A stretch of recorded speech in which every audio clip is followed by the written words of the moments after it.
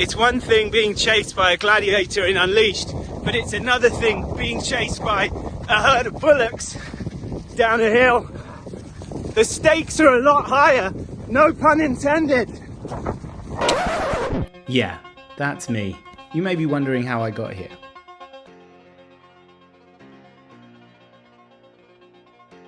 Well, my name's Greig. I'm 41 and my gladiator name is Disruptor. Coincidentally, it's also my job title. I'm the Chief Disruptor at Deloitte. My team and I work with the newest tech to make the world a better place. I'm dad to two mini disruptors, Ossip and Nina, who like me when I was little are massive fans of Gladiators. Nina's had a rough time recently, having spent a lot of time in hospital, but there's nothing she enjoys more than being part of a crowd applauding, so I really want to do this for her. I get to work with a lot of cool technology. This is my robot dog Chip, who helps me practice my Unleashed stair climbing. And this is our real dog, Boo, who is actually better at climbing stairs. Tech is only half the story though. This is where I grew up. I was forged on a farm, not manufactured in a gym. And growing up here was the perfect preparation for being a contender on Gladiators. Just here where the veg patch is, that used to be our big stack of silage bales. So I've been preparing for Gladiators since I was a kid, because that used to be like the edge, because it was about 6 meters high, these big round plastic wrap bales that were really slippy if you were trying to run across and catch each other on the top. But the thing is, unlike the edge, if you fell off that, instead of falling into a net, you fell into a big line of nettles, which stung like hell and was really, really horrible. So again, the stakes were a lot higher. And these are our pigs.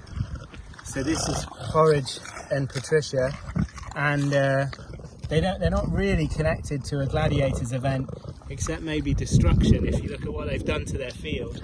And also, I think that Porridge, she looks a little bit like Legend. If you look at her in the right light. What do you think, Nina? Who's that? Mama? No, that's a pig. Maybe twist it. Ah! You have to use what you can to exercise. So there's not really like weights lying around, but you can just use a tree like this. We're just building a fence to try and stop the bullocks from escaping when we move them right now.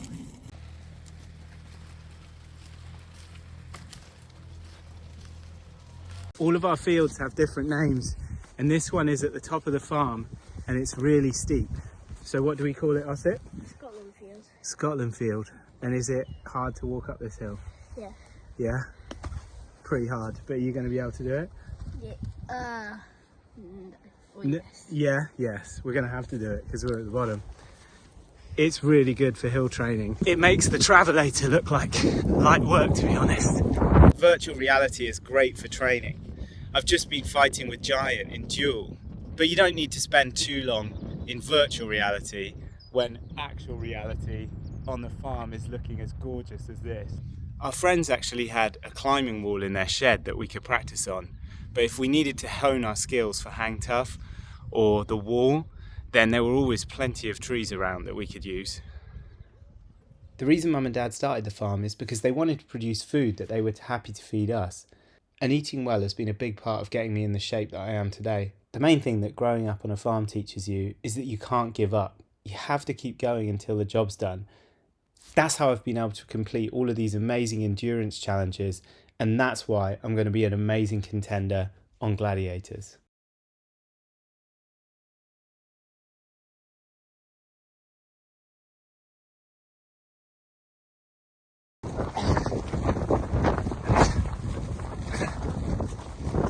Oh yeah!